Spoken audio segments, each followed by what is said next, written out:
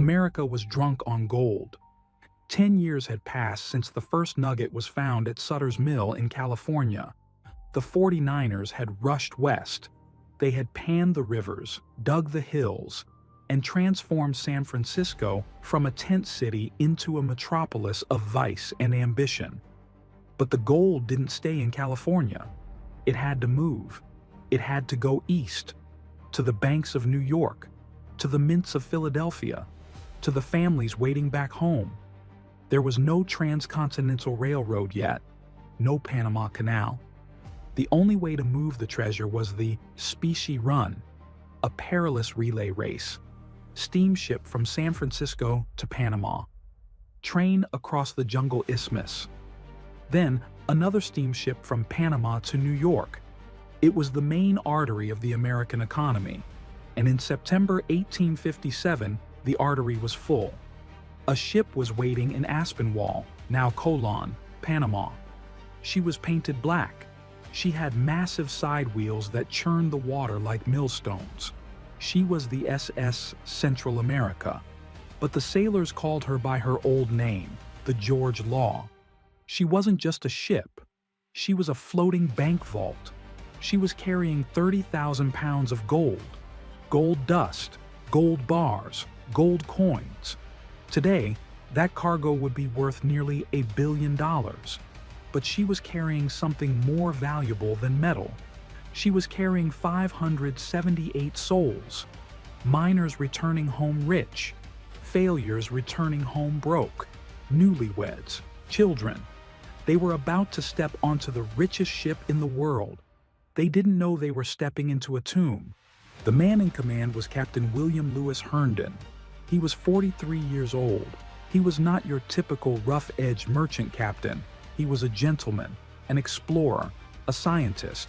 He was a commander in the U.S. Navy on leave to captain the mail ships. He was famous.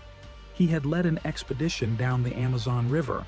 He wrote a book about it that was a bestseller. He had a beard neatly trimmed and eyes that had seen the worst of the tropics. Herndon was a man of rigid discipline but immense kindness. He knew the route. He knew the ship, but he also knew the danger. The Central America was tired. She had been running the route for years. Her timbers were soaked in oil and coal dust. Her boilers were old. She was a side-wheeler. This is important. Side-wheelers were fast, but they were vulnerable. The massive paddle wheels on the sides were like big scoops. If the ship leaned too far, one wheel would come out of the water and spin uselessly in the air, while the other dug deep. If the engine stopped, the wheels acted like sea anchors, dragging the ship down. Herndon checked the cargo manifest. 3 tons of gold, the purser told him. And the passengers? Full house, Captain. 578. Herndon nodded. He felt the weight of it. He wasn't just driving a bus. He was carrying the economic health of the United States. If this ship sank, Wall Street would crash. Who were these people? Let's walk the decks. There was William and Ansel Easton, a wealthy couple on their honeymoon. Ansel was a beauty. Smart, tough, observant. She kept a diary. They were in first class. Velvet chairs, crystal glasses, champagne. Then there was Oliver Olmsted, a young artist. He had gone west to paint the frontier but ended up digging for gold. He was coming home with a heavy belt of dust. There were the Badger family. Gaspar Badger was dead. He had died in California. His wife was bringing his body home in a lead-lined coffin in the hold. But she was also bringing their children.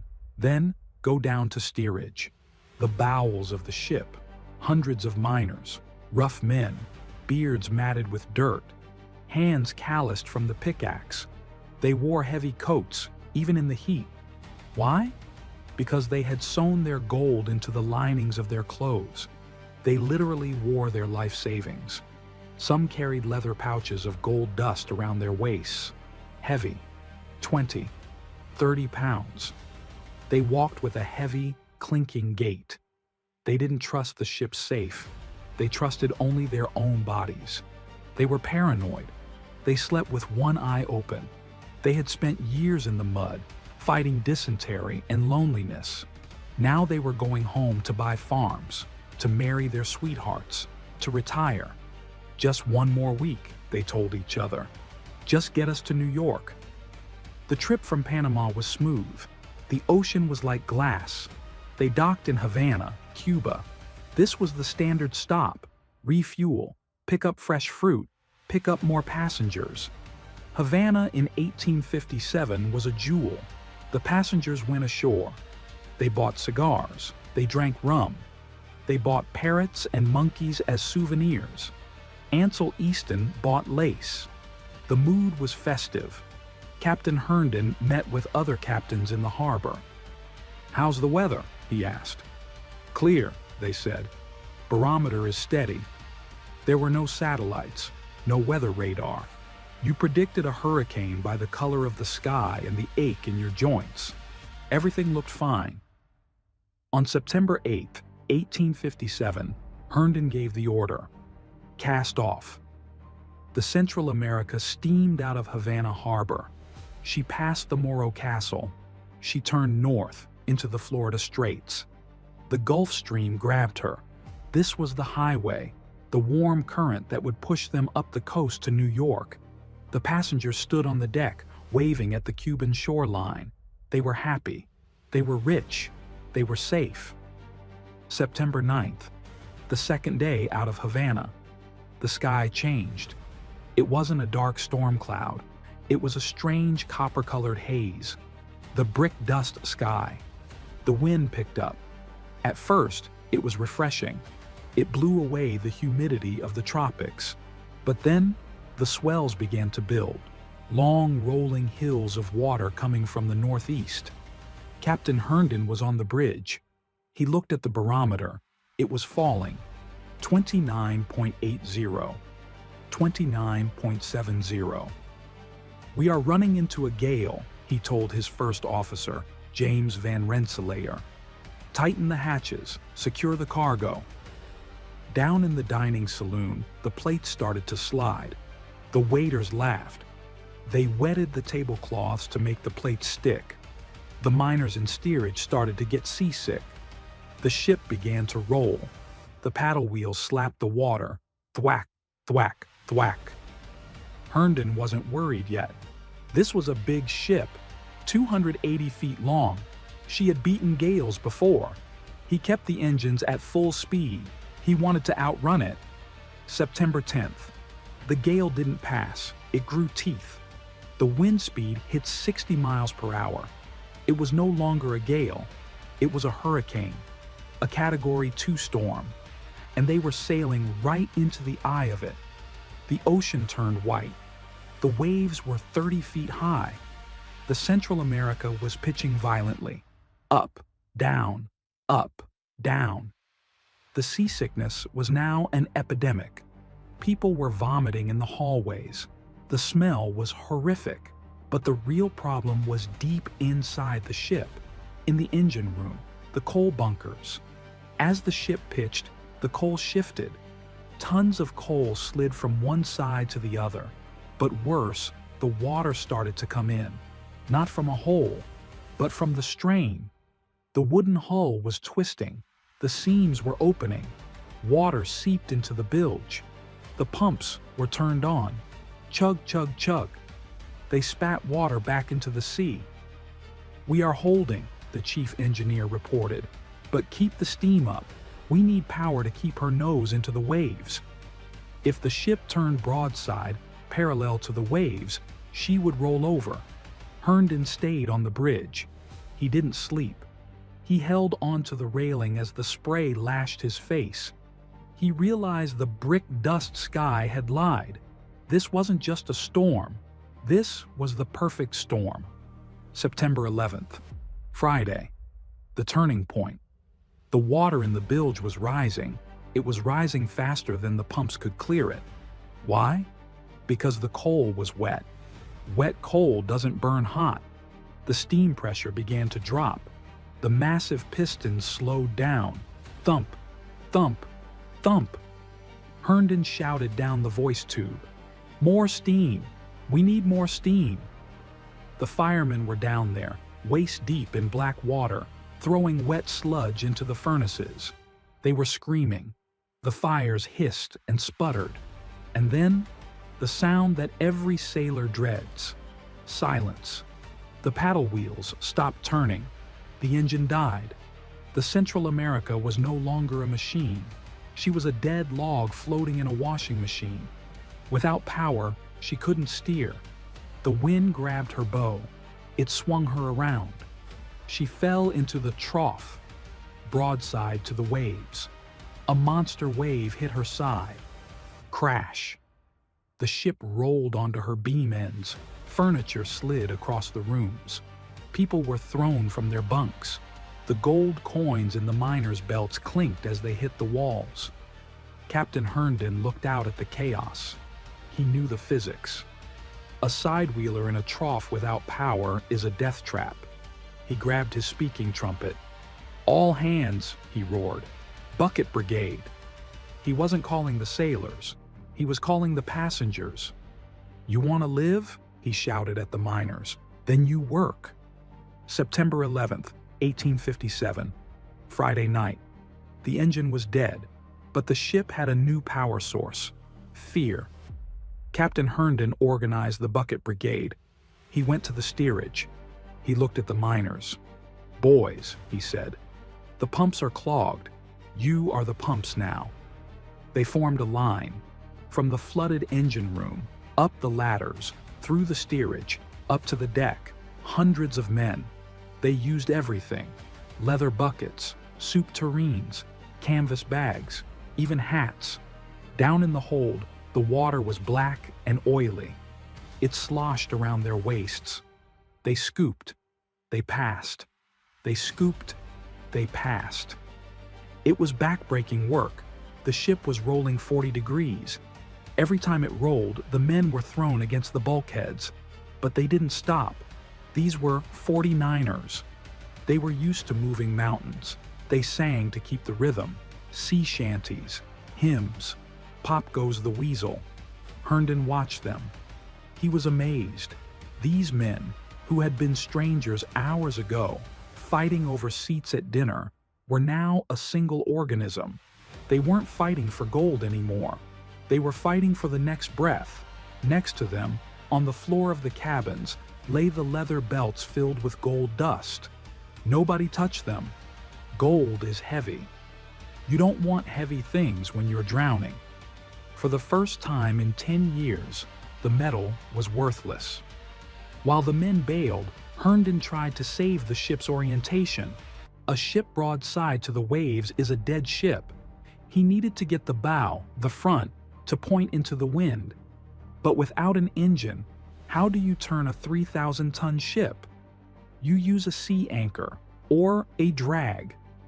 Herndon ordered the foreyard, a massive wooden spar, to be cut down. They tied a heavy iron anchor to it. They threw the whole mess into the ocean off the bow. The idea was that the drag would catch the water, creating resistance, and pull the nose of the ship around, like a parachute in the water. The crew struggled on the slippery deck. The wind whipped the ropes out of their hands. They launched it. The rope went taut. The ship shuddered. Slowly, agonizingly, the bow started to turn. "It's working!" Herndon shouted. But then, the storm laughed. The wind shifted. A massive gust hit the stern. The drag rope snapped? No, it held, but the force was too great. The ship swung back into the trough. The waves crashed over the deck again. Herndon wiped the salt from his eyes.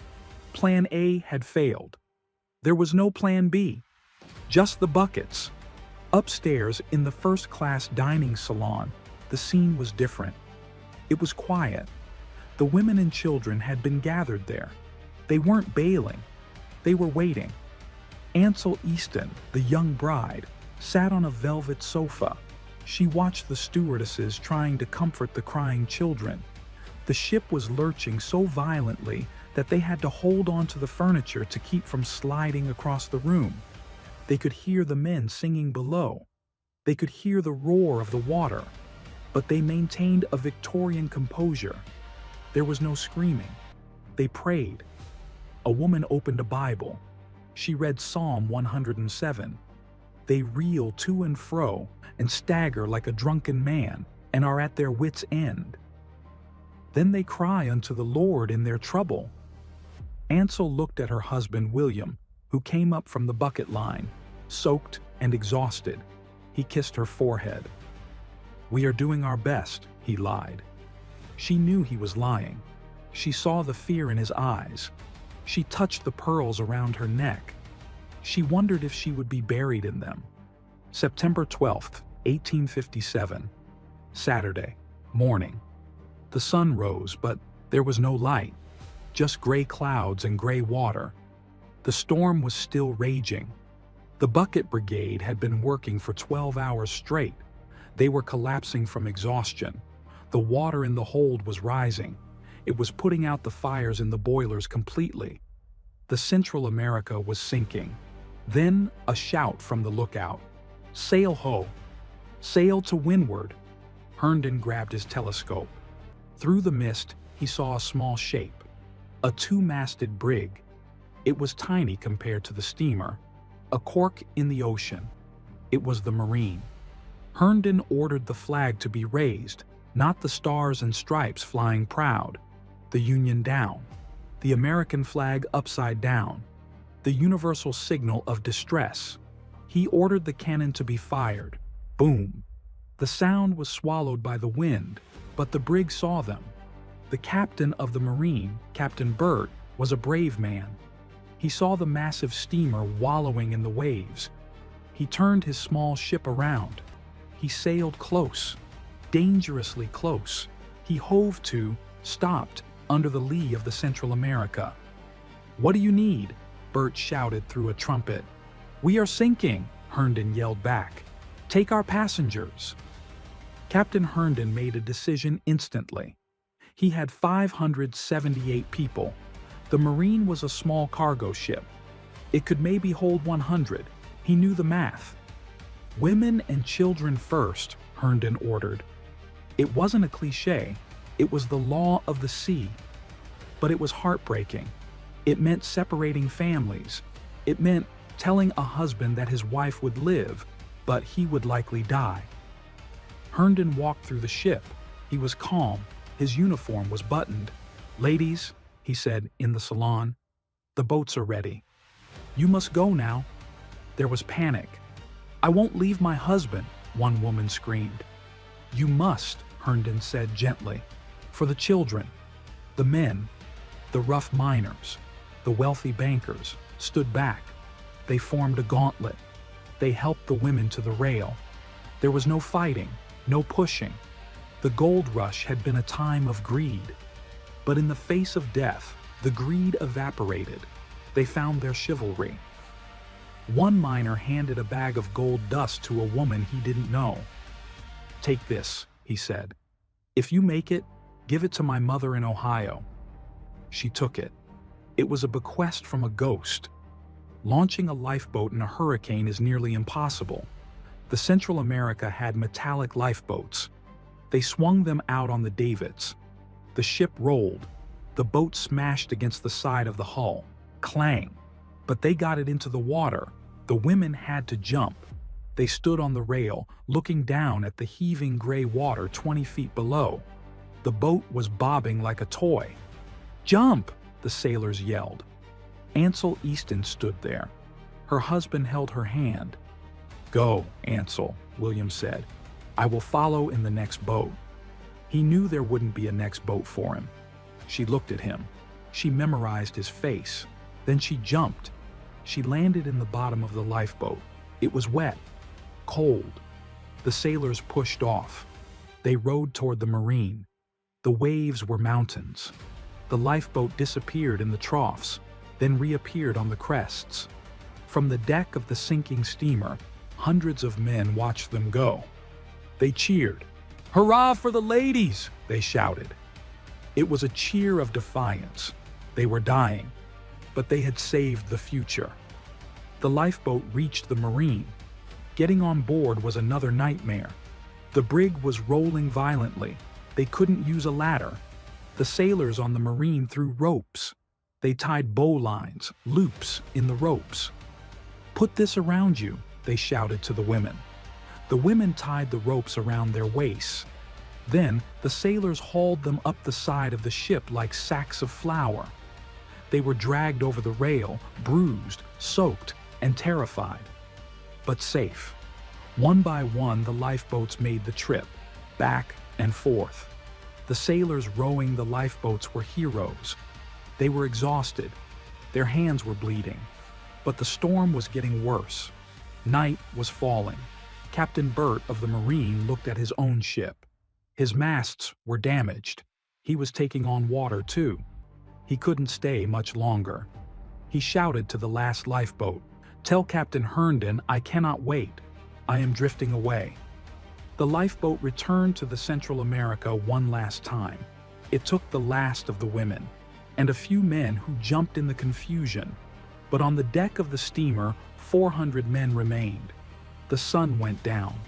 The Marine drifted into the darkness. The lifeline was cut. Captain Herndon stood on the paddle box. He lit a flare. He looked at his watch. It was 8 p.m. The ship was groaning. The water was over the engine room floor. He knew. This was the end. September 12th, 1857, 7:30 p.m. The Marine was gone. The lifeboats were gone. On the deck of the Central America, 423 men remained. The ship was settling low. The waves were washing over the main deck. In these final moments, a strange psychological phenomenon occurred. The gold rush ended. For years, these men had scratched the earth, starved, and killed for gold. Now, the gold was right there. The purser's office was open. The safe was unlocked. Leather bags of gold dust were piled on the floor. Men were walking past it. Some men, in a fit of nihilism, opened their belts. They took out the gold dust, thousands of dollars worth, and poured it onto the deck. They watched the wind blow the yellow dust into the ocean. One man took a handful of $20 double eagle coins and threw them at the waves. "Take it," he screamed. "It's yours anyway." Others did the opposite. They strapped their belts tighter. They couldn't let go. The dream was too deep. They put on their heavy coats, filled their pockets with nuggets. They were weighing themselves down. They were choosing to die rich rather than swim poor. It was the ultimate test of human nature. In the face of the abyss, what do you hold on to? Captain Herndon knew the end was minutes away. He went to his cabin. He didn't put on a life vest. He didn't grab a piece of wood. He took off his storm coat. He put on his dress uniform. He buttoned the brass buttons. He put on his watch. He threw his storm cap on the floor and put on his formal Navy hat. He removed the oilskin cover from his rank insignia. If he was going to meet God, he was going to meet him as an officer of the United States Navy. He walked out to the paddle box, the highest point on the ship. He lit one last rocket. Whoosh! It shrieked into the dark sky, a red flare illuminating the terror on the faces below. He looked down at the men. "Steady, boys," he shouted. "Prepare for the plunge." He didn't try to save himself. He had sent the women away. He had done his duty. Now, he would go down with his vessel. It is a cliché in movies. In real life, it is a terrifying act of will. To stand still while the floor drops out from under you. 8 p.m. The ship gave a groan, a sound like a dying whale. The timbers snapped. The bow rose sharply. The stern, the back, dropped. The Central America began to slide backward into the ocean. The water rushed up the deck. Steam pipes burst, hiss, bang. The men didn't jump. They were washed off, like ants being hosed off a sidewalk. Hundreds of men were thrown into the churning water.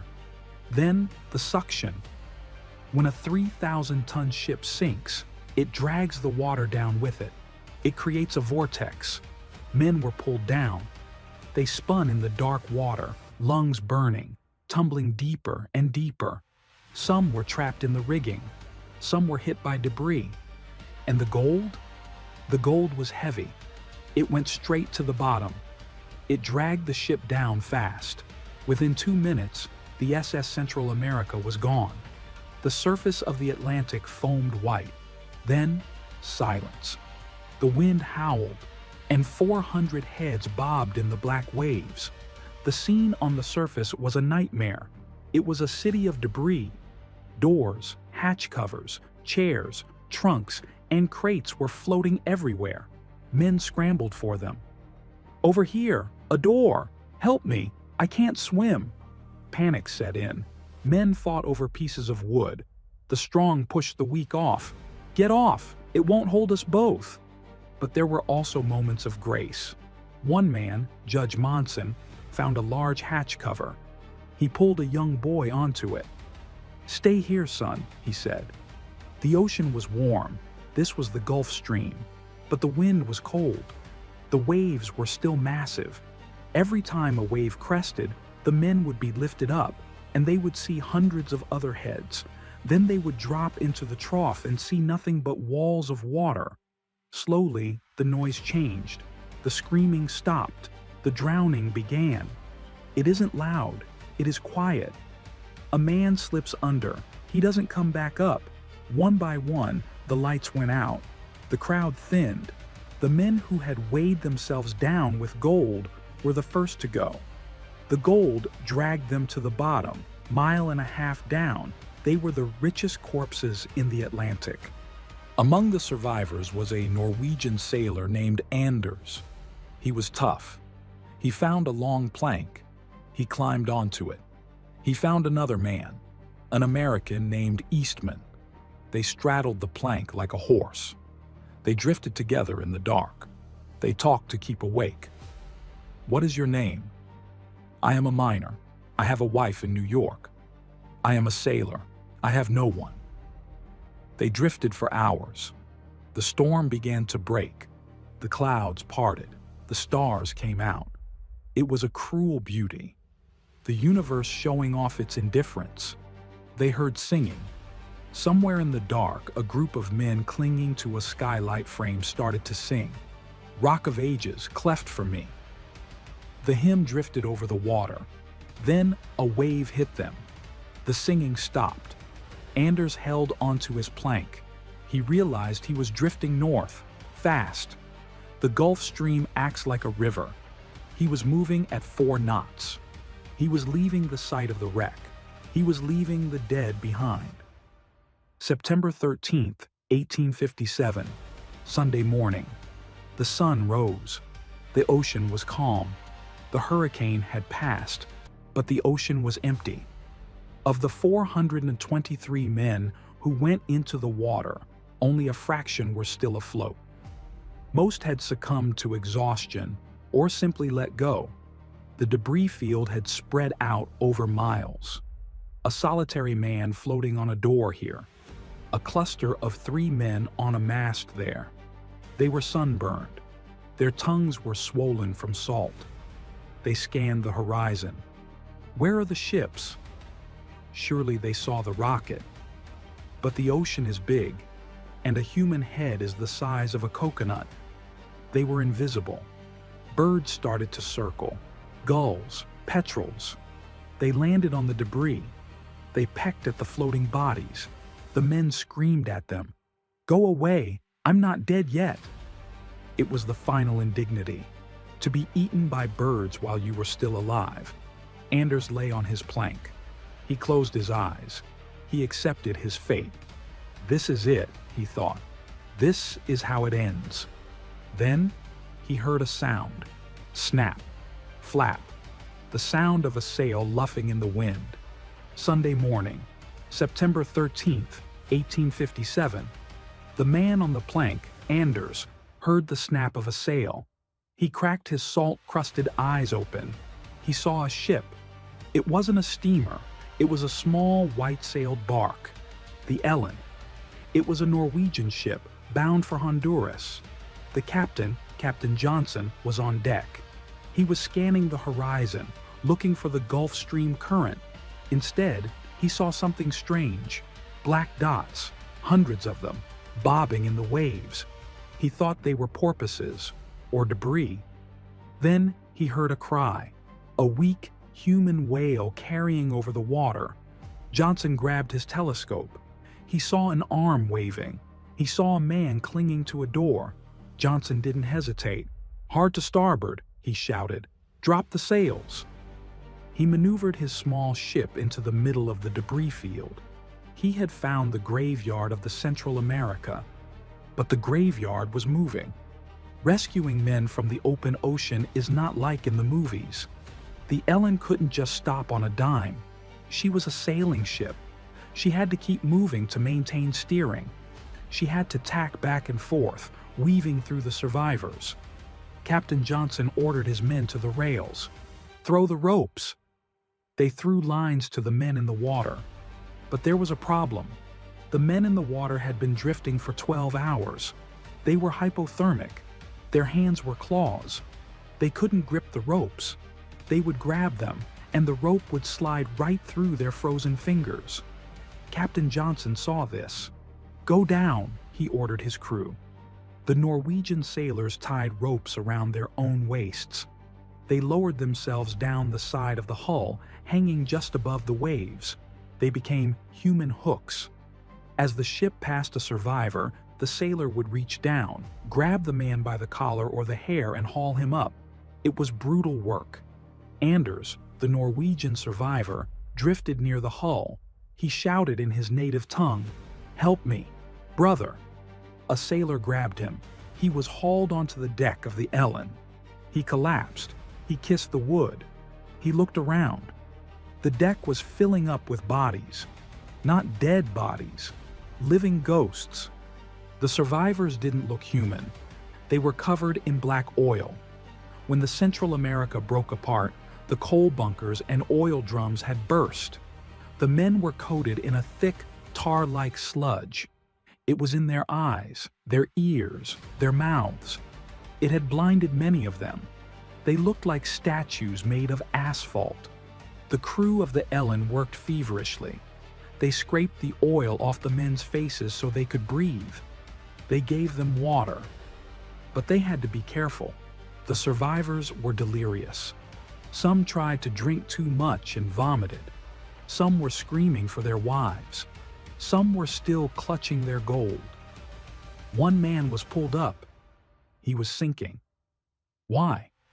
He had a belt with $10,000 in gold dust around his waist. He refused to take it off. The sailors dragged him up, gold and all. He lay on the deck, shivering, guarding his fortune like a dragon. Captain Johnson looked at the sea. He circled for hours. He picked up 49 men. Just 49. Out of the 400 who went into the water. The rest were gone. The Ellen stayed until noon. But the sea was empty now. The birds had finished their work. Johnson turned his ship toward Norfolk, Virginia. He had a cargo of sorrow. Meanwhile, miles away, the brig Marine was limping toward land. This was the ship that had taken the women and children. But the Marine was dying too. She had been battered by the same storm. Her masts were cracked. Her hull was leaking. She was overloaded with hundreds of women in crinoline dresses, crammed into the cargo hold. They were seasick, terrified, and grieving. Ansel Easton sat in the dark hold. She held the hands of the other women. They didn't know if their husbands were alive. They hoped. "Surely another ship came," they whispered. Surely the captain saved them. The Marine was spotted by another steamer, the Empire City. The Empire City towed the crippled brig into Norfolk. They arrived on September 17th. The women walked down the gangplank. They looked at the crowd on the dock. They looked for familiar faces. They saw only strangers. They were taken to hotels. They waited for the news. They didn't know that they were the lucky ones. They didn't know that they were widows. The news didn't travel instantly in 1857. It traveled by wire. When the Empire City docked, the telegraph operators began to tap. Click, click, click. The message went to New York. SS Central America lost. All women and children saved. Fate of 400 men unknown. The news hit New York like a bomb. Wall Street panicked. The banks were counting on that gold. Without it, they couldn't back their loans. The Panic of 1857, one of the worst financial depressions in American history, began that morning. But the human panic was worse. Crowds gathered outside the steamship office on Bowling Green. Thousands of people, wives, mothers, business partners. They shouted for names. Is he on the list? Is my son alive? The clerks posted the list of the survivors from the Ellen and the Marine. It was a short list. A woman would read the list. She would get to the bottom. Her husband's name wasn't there. She would faint. The sound of weeping filled the streets of Lower Manhattan. It was the 19th century equivalent of 9/11, a collective trauma. Among the survivors on the Ellen was a man with a strange story. His name was Harvey. He had floated on a door for 20 hours. He told the reporters a story that became a legend. He said that while he was drifting, exhausted and ready to let go, a bird flew down. A small storm petrel. It landed on his shoulder. It pecked at his ear. It kept him awake. Every time he started to doze off, which would mean drowning, the bird would peck him. He talked to the bird. "Stay with me, little friend," he said.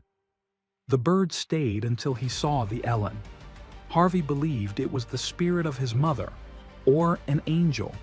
It was the only piece of light in a story of absolute darkness. When Harvey walked off the ship in Norfolk, he was still covered in oil, but he was alive. He walked past the piles of gold that the other survivors had saved. He didn't have a penny, but he had his life. And he realized, with a clarity that only a shipwreck can provide, that he was the richest man in the world. September 1857. The survivors were home. The dead were gone. Now came the reckoning. Ansel Easton, the young bride, arrived in New York. She waited for news of her husband, William. She checked the lists every day, and every day the list remained the same. She realized she was a widow at 21, but she wasn't alone. The entire country was mourning. Captain Herndon became a national martyr. Monuments were built for him. Towns were named after him. Herndon, Virginia. He was the model of chivalry. The man who stood on the wheelbox in his dress uniform while the ship went down. But monuments don't pay the rent. The widows of the Central America faced a bleak future. Many had lost their husbands and their fortunes. The gold that was supposed to build their houses was sitting at the bottom of the Atlantic. Ansel Easton eventually remarried, but she never forgot. She kept the diary. She kept the memory. And deep down, she wondered, is it still there? Is the gold still waiting? The sinking of the Central America didn't just break hearts, it broke the banks. The ship was carrying $1.6 million in 1857 gold. Adjusted for inflation and numismatic value today, that is over $1 billion. But in 1857, it was the hard currency needed to back the loans of New York banks. When the ship didn't arrive, the banks couldn't cover their debts. Panic set in. Depositors rushed to withdraw their money. The banks ran dry. Businesses closed. Railroads went bankrupt. Factories shut down. The Panic of 1857 was the first worldwide economic crisis, and it was triggered in large part by a hurricane off the coast of the Carolinas. The Central America was the butterfly that flapped its wings and caused a tornado on Wall Street. For a few years, people talked about salvaging it, but the ship was too deep, 8,000 feet down. In 1857, reaching 8,000 feet was as impossible as reaching the moon. So the ocean kept the gold. The Civil War came, then World War I, then World War II. The Central America became a legend, a ghost story told by sailors. The ship of gold, waiting in the dark. Columbus, Ohio. Enter Tommy Thompson. He was not a treasure hunter. He was not a pirate. He was a nerd, a brilliant, eccentric engineer who worked at Battelle Memorial Institute. He had a thick beard, thick glasses, and a mind that worked in algorithms. He wore black socks with sandals. He didn't care about money. He cared about puzzles. And the Central America was the ultimate puzzle. Most treasure hunters are cowboys. They rely on rumors and old maps. Tommy relied on math. He spent years in the library. He fed thousands of data points into a computer. Wind speeds from 1857, current drifts, eyewitness accounts of the sinking, the position of the stars. He created a probability map. He divided the ocean floor into a grid. He calculated the most likely spot where the ship hit the bottom. It was a patch of ocean 200 miles off the coast of South Carolina. He called it the Galaxy. Now, he just needed the money to go there. He went to investors, not Hollywood types, but conservative Ohio businessmen. "I am not promising you gold," he told them. "I am promising you a technology venture." He raised $12 million.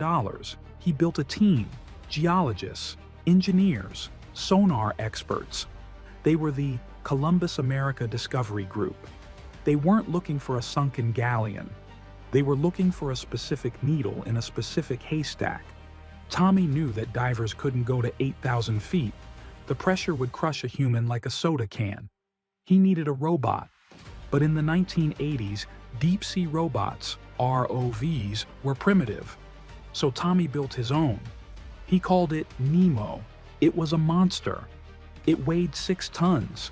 It looked like a giant orange shopping cart filled with electronics. It had silicone-injected arms that were sensitive enough to pick up an egg without cracking it. Why? Because Tommy respected the site. He didn't want to smash and grab. He wanted to do archaeology. He equipped Nemo with cameras, sonar, and a specialized storage drawer. They loaded Nemo onto a research vessel, the Arctic Discoverer. They sailed out to the galaxy. It was 1986. The hunt was on. But the ocean didn't want to give up its prize. They faced storms, equipment failures, and lawsuits. Other treasure hunters claimed they found it first. Tommy spent months in court. He spent months staring at static on a sonar screen. "It's down there," he whispered. "The math doesn't lie." September 11th, 1988, exactly 131 years to the day after the ship lost its engines. Nemo was prowling the bottom. The control room was silent. Tommy and his team were glued to the monitors. The sonar picked up a large anomaly. Something hard, something wood and iron. Nemo glided over the debris field. They saw coal, tons of coal scattered on the seabed. Then they saw the timber, rotting, black oak. Then a wheel, a massive side wheel paddle. "That's it," Tommy said. "That's the bird." But where was the cargo? Tommy piloted Nemo closer to the hull structure. The lights cut through the eternal darkness. And then, the screen turned yellow. It wasn't scattered coins. It was a carpet. Gold bars, gold bricks, stacks of coins. They were sitting there on the sediment, perfectly preserved. Because gold doesn't rust. It doesn't corrode. It looked like it had been dropped there yesterday. It was the Garden of Gold. The crew in the control room gasped. Some cheered. Tommy didn't cheer. He stared. He saw the history. He saw the double eagles minted in San Francisco in 1857. He saw the ingots stamped with the names of forgotten assayers. "We found it," he said softly. "We found the Bank of America." The recovery began. Nemo went to work. Its delicate arms reached out. It picked up a gold bar. It weighed 50 pounds. It placed it gently in the drawer. It picked up a coin. It dusted off the silt. The face of Lady Liberty stared back. They brought the first load to the surface. When the basket broke the water, the sun hit the gold for the first time in a century. It shined with a brilliance that blinded them. The crew stood on the deck, looking at millions of dollars in a plastic bin. It was mesmerizing, but it was also haunting. Among the gold, they found other things: a pistol, a pair of glasses, a daguerreotype photograph of a young woman sealed in a case. The eyes of the woman looked out at them. She was probably the wife of a miner, a woman who waited in New York for a ship that never came. Tommy picked up the photo. "This is the real treasure," he said. "The gold is just metal. This is the story." He realized that he hadn't just found a bank vault. He had found a cemetery. You would think the story ends there. They found the gold. They got rich. They lived happily ever after. But the Central America is a cursed ship. The gold brought misery in 1857, and it brought misery in 1988. As soon as the gold hit the dock, the war began. The insurance companies showed up, companies that had paid out claims in 1857. "That gold is ours," they said. "We paid for it 130 years ago." It was a legal battle that would drag on for decades.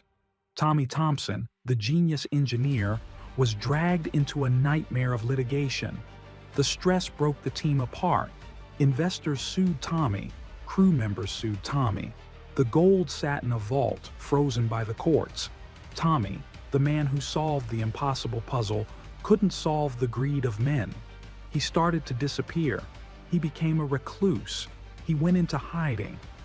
The gold that had dragged the miners to the bottom was now dragging him down too. The curse of the Central America didn't end in the 19th century. It consumed the 20th century too.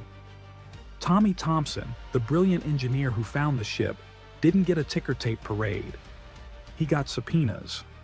His investors, the people who gave him the $12 million to build the robot, wanted their return. But the legal battles with the insurance companies dragged on for years. The gold was locked up. Tommy stopped answering phone calls. He stopped showing up to court. In 2012, a judge issued a warrant for his arrest. The man who found the greatest treasure in American history became a fugitive. He vanished. He went underground in Florida. He lived in a hotel room in Boca Raton under a fake name. He paid for everything in cash. He had bundles of $100 bills. Some say he had 500 gold coins stolen from the hall, hidden in pipes underground. He became a ghost. Just like the miners on the ship, the gold had warped his reality. He wasn't an explorer anymore.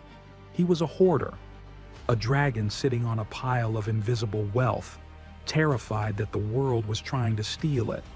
The U.S. Marshals finally caught up with him. They found him in a Hilton hotel room. When they raided the room, they found a strange sight. Tommy Thompson, the genius, was living like a hermit. Boxes of files everywhere, disposable cell phones, and cash, damp, moldy cash. He was arrested. They took him to court in Ohio. The judge asked him a simple question. "Where is the rest of the gold? The 500 missing coins?" Tommy looked at the judge. "I don't know," he said. "I forgot. I gave them to a stranger in Belize." The judge didn't buy it. He held Tommy in contempt of court. He put him in federal prison, not for a crime, but for refusing to speak. He was fined $1,000 a day. Tommy sat in a jail cell for years. The irony was brutal.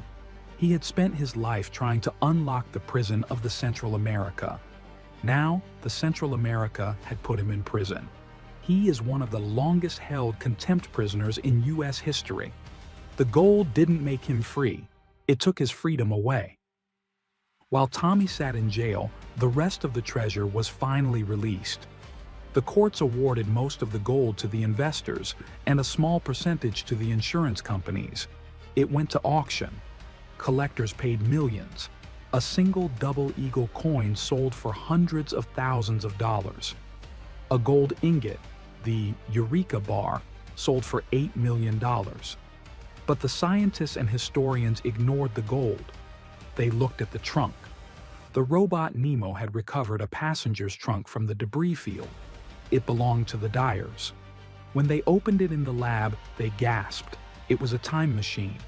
Inside, protected by the anaerobic, oxygen-free deep water, were clothes. A pair of work pants, a dress shirt, newspapers from 1857. You could still read the headlines. Cigars, still smelling of tobacco, a daguerreotype of a family. This trunk told the real story. It smelled of the gold rush. It smelled of hope. It humanized the tragedy in a way that cold metal never could. It reminded the world that these weren't just skeletons. They were people who smoked, read the paper, and buttoned their shirts. And what of Captain Herndon, the man who went down with the ship in his dress blues? His legacy lived on in a surprising way. His daughter, Ellen Herndon, was devastated by his death. She grew up mourning the father who sacrificed himself for duty. She married a man named Chester A. Arthur. Years later, Chester A. Arthur became the 21st President of the United States. Ellen died just before he took office, but she was the ghostly First Lady. Every night, President Arthur would place a fresh flower in front of her picture in the White House. And in that picture, she was wearing a locket that contained a picture of her father, the captain.